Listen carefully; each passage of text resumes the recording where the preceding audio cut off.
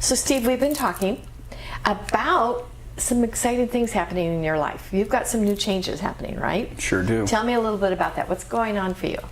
So my wife and I are expecting our first baby. It's due in August. And we're also in the process of trying to get financially in a place where we can buy a house. Okay. So those are like really the two biggest things that we've got going. Those are pretty big. Yeah. Those are pretty big and pretty exciting. Sure are. So does that sometimes create, knowing that these things are down the road for you and that this is what you're looking forward to, does it create any stress or tension or fear or anything? Yeah, I'd definitely say stress. I mean, just like any adult who's, got like a family that they're, responsible for, a family that they want to take care of. Definitely the financial piece of that can cause stress, and then obviously not having ever raised a kid before is definitely something that can be a little bit stressful, or at least the thought of it. Okay. Because you're going to be responsible for this little life. Right. And you're so used to not having anything other than yourself and your wife and a dog. Okay. Or two. Okay. So that too. Okay. So does that worry, how does that impact your life? Definitely sometimes a lack of sleep. It can definitely, like, at least how it affects me personally, sometimes can make me a little bit like short with people. Okay. If somebody's like trying to like engage in a conversation, oh, how was your day? Like, it was fine. And I don't really want to like go into much more detail, because chances are I just spent all day thinking about those other things and not really like paying much attention to the world around me as far as what's going on outside of those thoughts. Okay. Because they can definitely consume you. Yes, absolutely. So do you have any apprehension about being a father? Like, am I going to be a good dad? Well, no, not at all. I'm super excited about it. Okay. Like, I mean, I was very fortunate enough to be raised by two awesome parents, so Fabulous. that was definitely a very big blessing, because, have there been times where I didn't like them as parents? Absolutely, growing up. But being where I'm at now, you take a lot from them, and you see things that you appreciate about what they did, things that you're like, oh, I definitely would do that a little bit differently. But just knowing who I am as a person, knowing my wife, and knowing both of our backgrounds, I'm super confident in my ability to be a dad. Okay, good. Now, you mentioned about getting financing for a house. And is that challenging for you to go through? I mean, it's definitely, it's challenging just from the perspective of that budgeting has never been one of my strong suits. Okay. So I've never really been like, up until this year, I've been in career positions that I've made a pretty decent amount of money for my age, and always living on my own and just being responsible for myself. It was never an issue. However, now, being in a position where I'm responsible for, more than just myself, and responsible for, the future of, like, a baby and, their future life, then yeah, that's, it's challenging to think about all of that at once. So just kind of taking it one step at a time right now. Okay. So are you fearful? Are you afraid anything's going to happen, or? I don't necessarily think like fearful that anything's going to happen, just fearful that, the challenges along the way. I think, I don't want to say fearful, just more stressful. Okay. More anxiety created. And what kind of challenges do you anticipate? Well, like, for example, when the baby's born in like August, both myself and my wife work in education. So, like, we'll essentially be living off one salary while she's, on maternity leave. So that's definitely something that I think is going to be a challenge, because working in education in the positions that we have, I don't necessarily think it would be a safe assumption to be able to say that we'll be able to live off just one salary. So it'll probably be like, I'll end up getting like another job on top of the one that I already have, which is fine. But I mean, thinking about that definitely, again, is going to be a challenge. Okay. So is that something you're planning on doing, or you're just thinking about that you may need to do that? May need to. Okay. So the fear is that there may not be enough funds, so that you're Correct. going to need to do something. Exactly. And then if I have to like pick up another job, then that's not ideal, because now I'm not going to be at home to like help my wife take care of the baby and the dogs and everything like that. Okay. So that would probably, she's a super strong woman, but again, I would imagine that would be tough for anybody. Right, right. So knowing that in a few months Mm-hmm. that there's going to be this other mouth to feed, Yep. and maybe less in the way of income, what do you think you can do to address that and not wait till August to figure it out? Well, between now and then, definitely being more conscious with our spending, making sure that, if like there's something that I want to do, I don't just sign up and do it if it costs money. Like being able to talk that through, like with my wife. Hey, I had this idea about something that I want to do. What do you think? Or if there's like, that's obviously vice versa. Definitely being more conscious with our like spending in terms of necessities versus luxuries. Being more conscious with the money that we have going into our savings account. Things like that. Making sure that everything's in line with like insurance, and we've got that all squared away, so it's not something that we have have any surprises that come up later on down the road. Things like that. A lot of that planning that people, I hope so. Well, it sounds like you're already doing some great planning.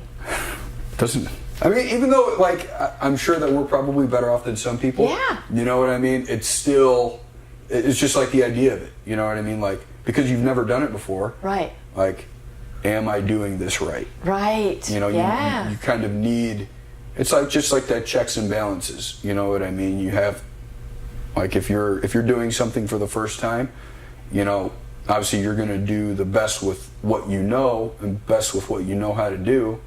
But having somebody to be like, oh yeah, you are doing this right, or you're being an idiot, maybe you should think of it in a different way. Okay. It's always helpful. Right. So do you have somebody that you go to that helps you stay on track with that? I've got Russ, who's my dad, who's like, yeah, he's like the go-to for everything. Oh, I see. And my wife, Brittany, she's got two amazing parents as well. And my mom, like, is, she always is more of like she makes decisions based off like emotions and like things like that. So it's like a good balance. My dad is very like a logical thinker, like worst case scenario, what would you do? Fabulous. And my mom also has that, well, you also need to take into consideration like feelings and, how this is going to affect somebody else. Whereas my dad's just like, well, this is what you should do and this is why you should do it. But also having those two sides is really good. That's wonderful. What a great foundation you have. Right? Because otherwise I wouldn't be here today. I'd be somewhere else. That's terrific. Yeah, exactly. So you mentioned earlier too that there was some type of challenge with your sleeping. Yeah. Because of all these changes. Exactly. So tell me more about that. Well, you just sometimes where you go a few nights with only like 2 or 3 hours of sleep because you're thinking about all these things, it definitely can impact like, your overall like mood. Working in education, like, it can impact like, how the students, like, they can sense when something's up. Sure. So being able to like always have your game face on at work is also like that takes effort, mentally, which obviously cause more exhaustion. Right. When you're not sleeping at night, you're not doing your job to the best of your ability, so it impacts you. Okay. So do you have trouble falling to sleep or have trouble staying to sleep? What is it? I'm usually pretty good at falling asleep, but then usually like a couple hours later, I'm like, oh yeah, like I have more bills to take care of. Okay. And things like that. You know what I mean? Like, okay. Even though we're like doing a conscious effort of like planning, there's always things that you're like, am I really thinking of everything? Okay. Because there's so much to do.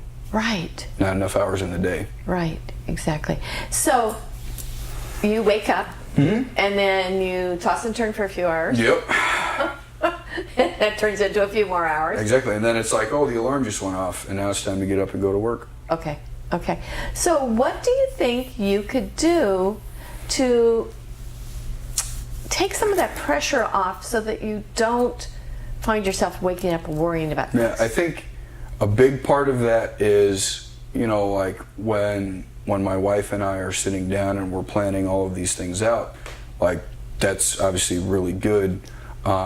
Except sometimes what I do is, like, after that conversation, like I'll think of, which is I think natural, but you know, we'll have that conversation on like a Monday or over the weekend, and then like a couple days will go by and I'll think of like 6 other things, except I don't really like bring it up again. And why is that? That's a great question. I don't know. I wish I had the answer. When you think about it, what's it feel like? What's that feel like? Why are you holding back on those questions? It's a good question, and I've never really thought about it. I mean, it's like, I feel like if, you know, you've got a list of 10 things to do, right? And you don't take care of, you're trying to do all 10 things at once, right? Chances are you're not going to accomplish anything. You know what I mean? So when we sit down and we prioritize and we say, okay, in the next 3 weeks, we're going to knock out things 1, 2, and 3.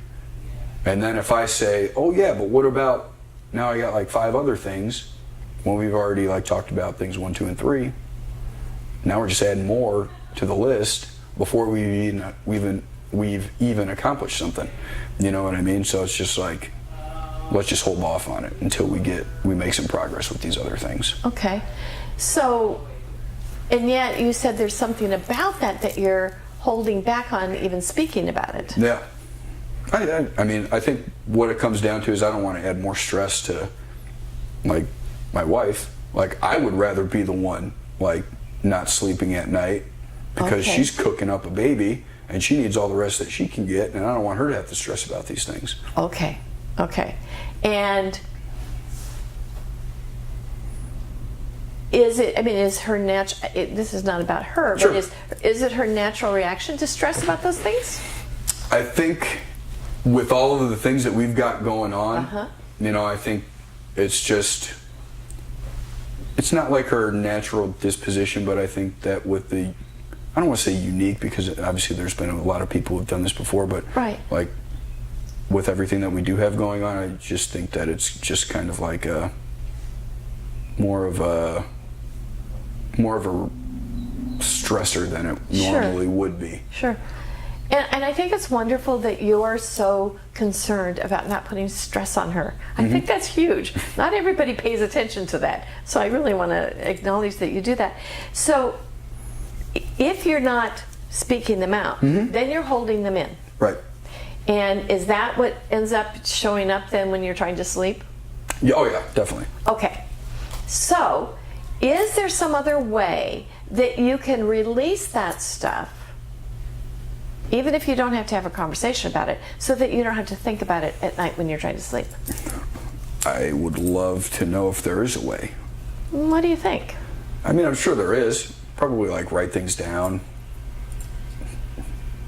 talk to somebody else about them who's like obviously invested like in our family. Right. Or somebody that you know, would be able to help me work through those things. Right. Definitely. So those are 2 great things right there. Yeah. You know, if you just write something down, for some people just writing it down Just gets it out. Yeah, and it's like then, okay, the paper can remember it. I don't have to worry about it because the paper's taking care of it and working with it. Okay. I got you. And talking with somebody about it. Terrific. So, is that something you could see yourself doing here very soon in the near future? I think so. Okay, you said you think so.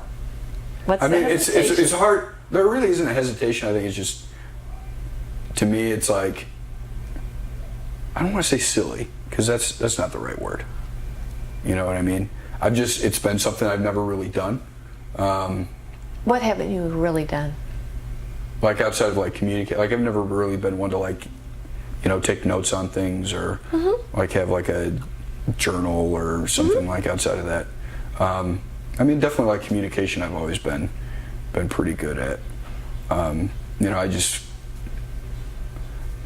maybe feel a little bit guilty if I were to have those conversations with somebody else, because they're like, my wife and I, like they're kind of like our problems, you know what I mean? And I don't want to like talk about like really our problems with somebody outside of us, or at least I don't want to talk about those problems before her and I have a chance to talk about them. I think that's a wonderful point.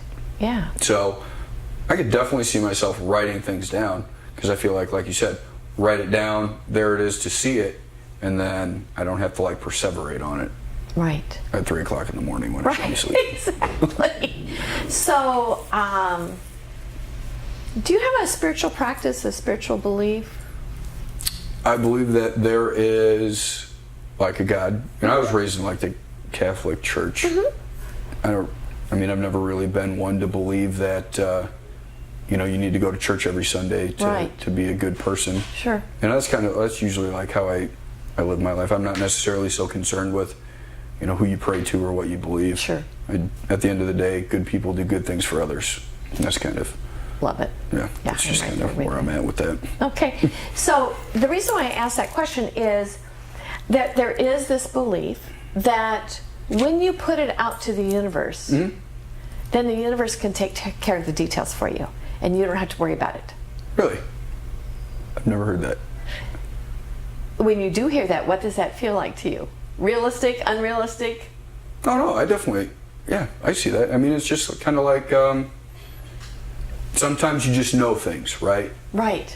You don't know where it came from.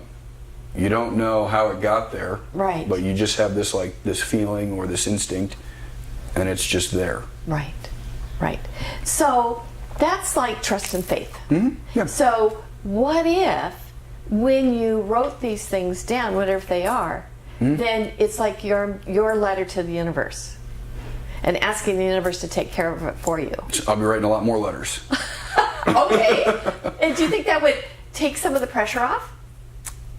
I would definitely be interested. It's something I'm definitely willing to try. You know what I mean? I think that it's kind of like you have to,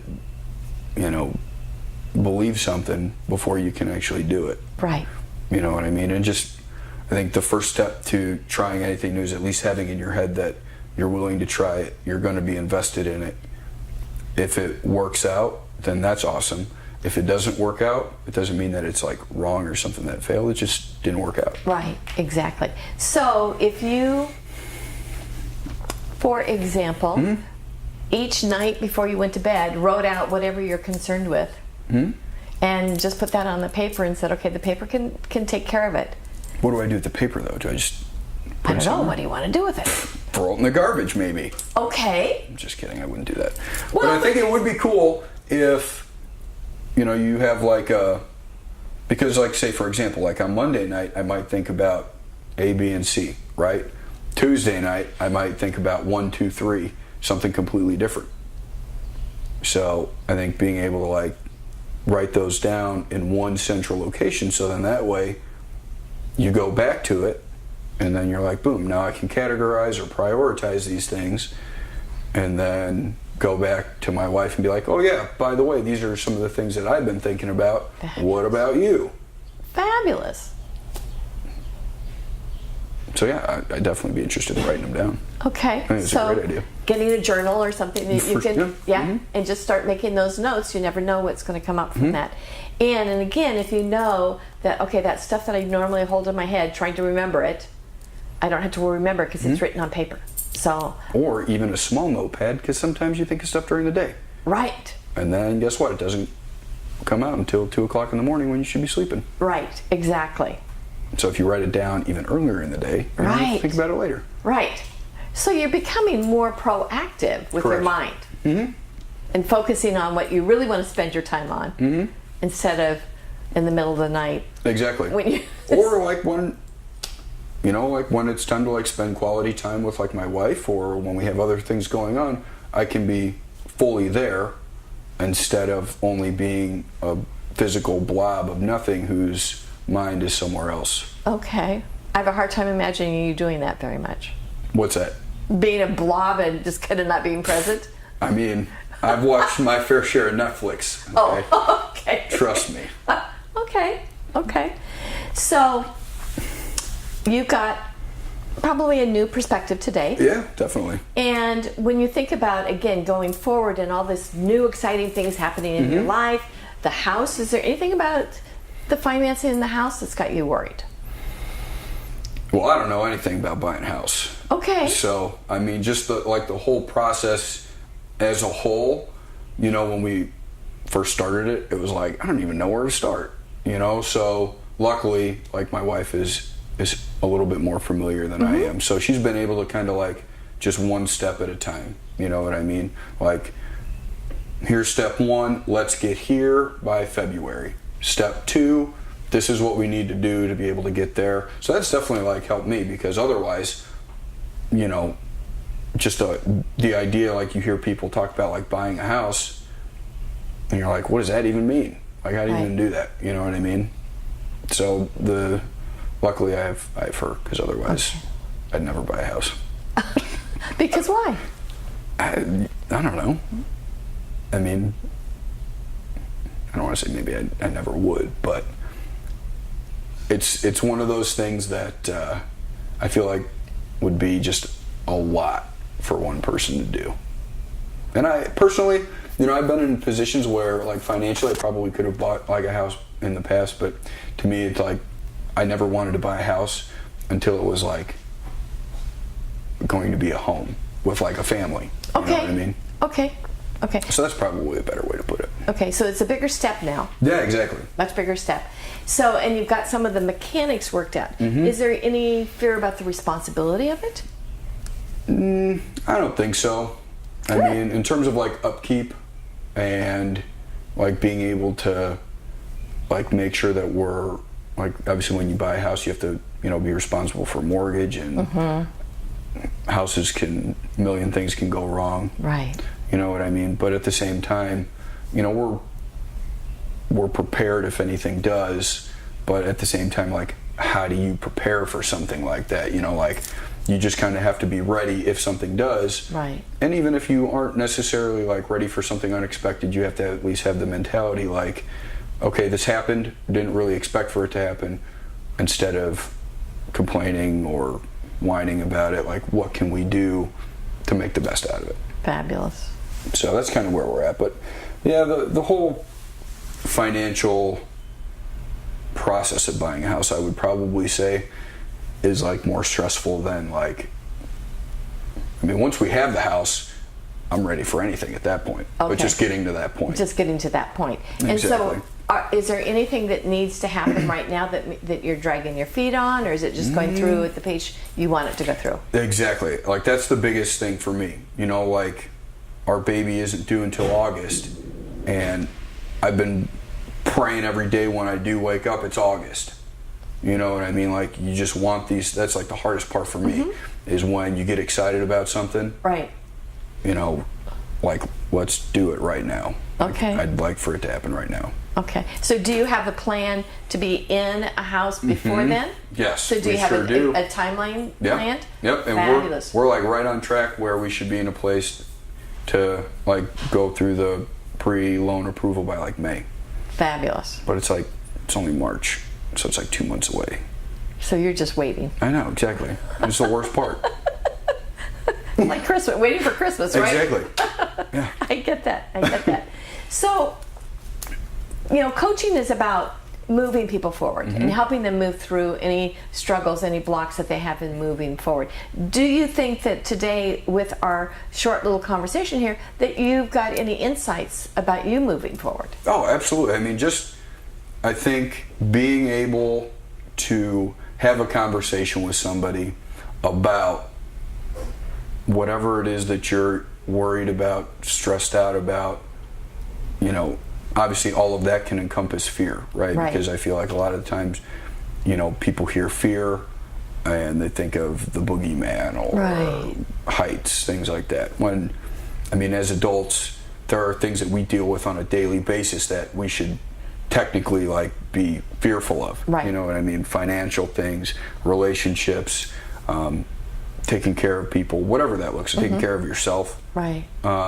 so being able to like have those checks and balances and making sure that you do have the ability to communicate with somebody whose strengths are like planning and being proactive. I feel like because that's the easiest way to really overcome any of those like daily challenges that people have, are having the ability to say, okay, this is where I want to be, this is how I'm going to get there, let's start. That's always like the hardest part, is starting. Okay. And usually it starts with a conversation. Yeah. You know what I mean? Sure. Which a lot of the times people are afraid of having because they don't know what's going to come about from that conversation. Right. So you said you're going to start writing down. Yes. So when are you going to start that? Tonight. Fabulous. No hesitation there. No, not at all. Excellent. Because, I mean, why would I wait a few days? You know what I mean? Like, sure. What's the point of that? Because all that's going to do is I'm just going to be hating my life at 3 o'clock in the morning tonight and tomorrow if I wait, another couple days. All that's going to do is things are just going to keep snowballing and snowballing until that snowball turns into an avalanche. Okay. And then those are super cold and there's no way of getting out of those. Yeah, right, exactly. So starting tonight, yeah, writing things down, knowing that when you write them down, you're letting them go, and that means that you can go to sleep. So without this conversation, guess what? I'd still be not getting sleep. So this was a very helpful conversation. Excellent. Well, thank you. I'm so excited for you. Yeah, thank you. You have such a bright future, and you're so focused, and you're ahead for some exciting times, aren't you? Can only hope. I'm sure it's going to be great. So thank you. Yeah, for your thank time. you. I appreciate it.